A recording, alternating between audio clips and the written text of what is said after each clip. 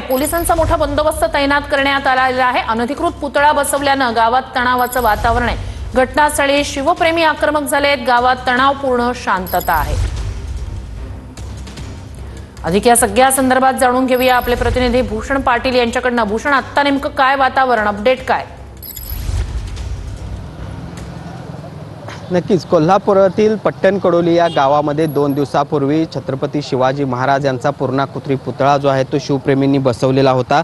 मात्र यासाठी ज्या काही लागणाऱ्या परवानग्या आहेत त्या घेतलेल्या नसल्याचं कारण सांगत आता प्रशासनाकडून हा सगळा पुतळा हटवण्याच्या हालचाली सुरू झाल्या आहेत आणि यालाच आता शिवप्रेमींनी विरोध आहे ते केलेला पाहायला मिळतोय आणि त्यामुळे गावामध्ये प्रचंड तणावाची परिस्थिती आपल्याला पाहायला मिळते। संपूर्ण गावाच्या परिसरामध्ये संचारबंदी आहे ती लागू करण्यात आली आहे। स्थानिक आमदार त्याचबरोबर प्रशासनातील अधिकारी देखील या ठिकाणी आता यावर तोडगा काढण्यासाठी दाखल झालेले आहेत। मात्र आपण इथली परिस्थिती बघू शकतो।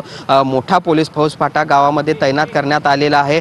कोल्हापूरहून हुपरीकडे जाणारा जो रोड आहे, रस्ता आहे, तो आता वाहतुकीसाठी पूर्णपणे बंद करण्यात आलेला आहे। कारण हा रस्ता जो आहे तो पट्टणकडोली मुख्य गावातून जात होता आणि त्यामुळेच हा रस्ता देखील आता एकूणच आपण बघतोय वाहतुकीसाठी बंद करण्यात आलेला आहे। त्याचबरोबर संपूर्ण गावामध्ये संचारबंदी देखील लागू करण्यात आली आहे आणि त्यामुळे छत्रपती शिवाजी महाराज चौकामध्ये प्रचंड मोठा पोलीस बंदोबस्त आपल्याला पाहायला मिळतो। इथले सगळे व्यवहार देखील बंद असल्याचं पाहायला मिळतंय। काही शिवप्रेमी काही वेळापूर्वी या शिवाजी महाराज चौकामध्ये जाण्याचा प्रयत्न करत होते, त्यांना देखील पोलिसांनी हकलायचा प्रयत्न केला आणि त्यावरून बाचाबाची देखील झाल्याचं पाहायला मिळालं आणि त्यामुळे एकूणच या सगळ्या प्रकारामुळे तणावाची परिस्थिती आपल्याला आहे ती पाहायला मिळते। खरं तर गेले 2 दिवस हा सगळा प्रकार सुरू होता। प्रशासनानं याकडे गांभीर्यानं लक्ष देऊन काहीतरी तोडगा काढणं गरजेचं होतं, मात्र तसं न झाल्यामुळं आपण बघतोय 2 दिवसानंतर पुन्हा तशाच पद्धतीची तणावपूर्ण परिस्थिती या सगळ्या एकूणच पट्टणकडोली गावामध्ये आपल्याला पाहायला मिळते आणि त्यामुळं असा आपण बघतोय गल्ली गल्लीमध्ये अशा पद्धतीने पोलीस तैनात झालेले आहेत। कोणीही घरातून बाहेर पडणार नाही याची खबरदारी कुठेतरी